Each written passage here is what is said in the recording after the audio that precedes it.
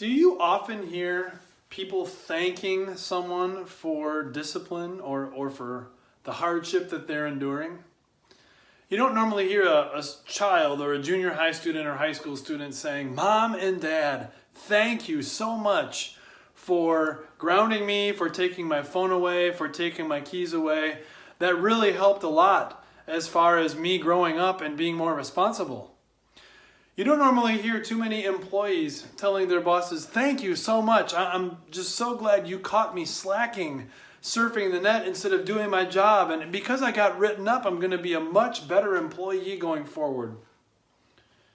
You don't even really hear Christians too often saying, "God, thank you for sending this hardship into my life.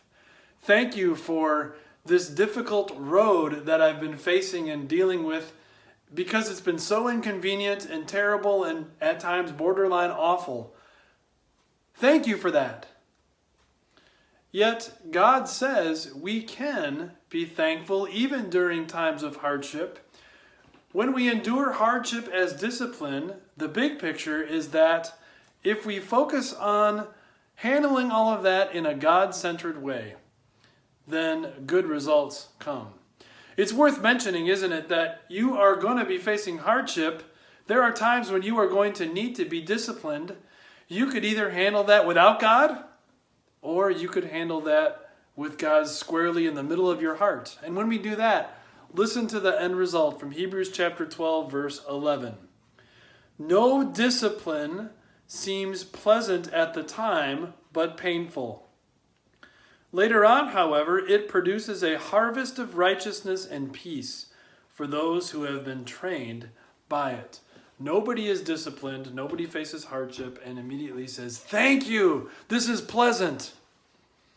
Yet, short-term pain often leads to long-term victory, long-term good.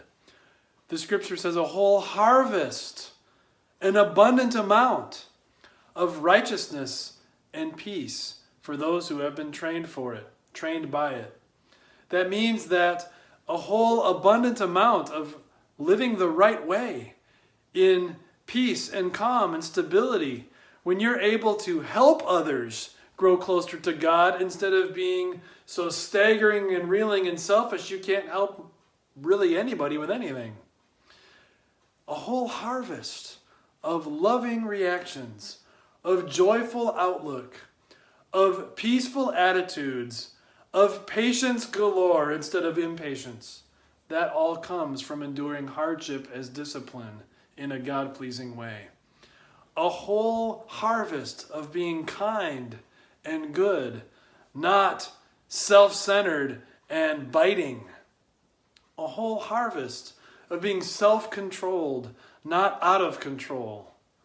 A whole harvest of good things done out of love for Jesus.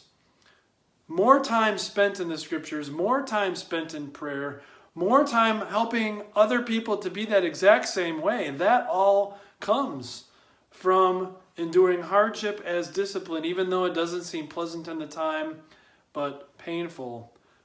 Great results can happen long term for you, for those around you, and for many others that you don't even know yet.